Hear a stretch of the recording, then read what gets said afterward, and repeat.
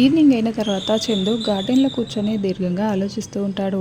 అప్పుడే నర్మదా ధీరజ్ అక్కడికి మా చందుతో మాట్లాడదామని వస్తారు. రే రే ఏంట్రా అన్నయ్య ఇలా ఎందుకు ఆలోచిస్తున్నారా పెద్దోడా అని ధీరజ్ అడుగుతూ ఉంటే, ఇంకా అది నా కర్మరా, నా కర్మ అలా తగలడింది కాబట్టే నా బిడ్డ చనిపోయిందిరా. అది చిన్న విషయం కాదు కదా, నేను ఎలా సర్దుకుంటానురా అని చెప్తూ ఉంటే, ఇంకా అది కాదు బావ, నేను అలా కావాలని చెయ్యలేదు. అసలు వల్లి అక్క గురించి మీకు నిజాలని తెలియాలి అని నర్మద అంటూ ఉంటుంది. చూడమ్మా, వల్లి మంచిదని నేను ఒప్పుకోవట్లేదు. తను చాలా తప్పులు చేసింది. అవేవి నేను క్షమించను. కానీ నువ్వు ఇంత బాగా పెంచుకోవాలా అమ్మా?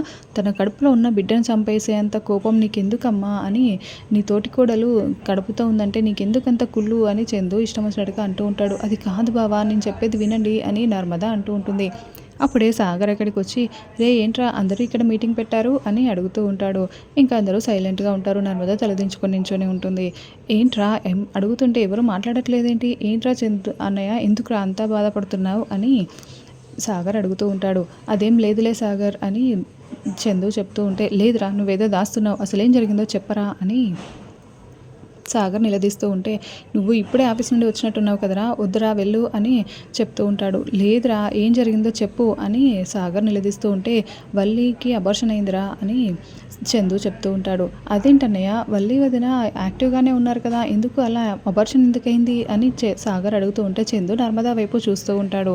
ఇంకా సైలెంట్గా ఉండడం వల్ల ఏం చెప్పకపోయేసరికి, అసలు అడుగుతుంటే ఏంట్రా చెప్పట్లేదేంటి అని సాగర్ మళ్ళీ నిలదీస్తూ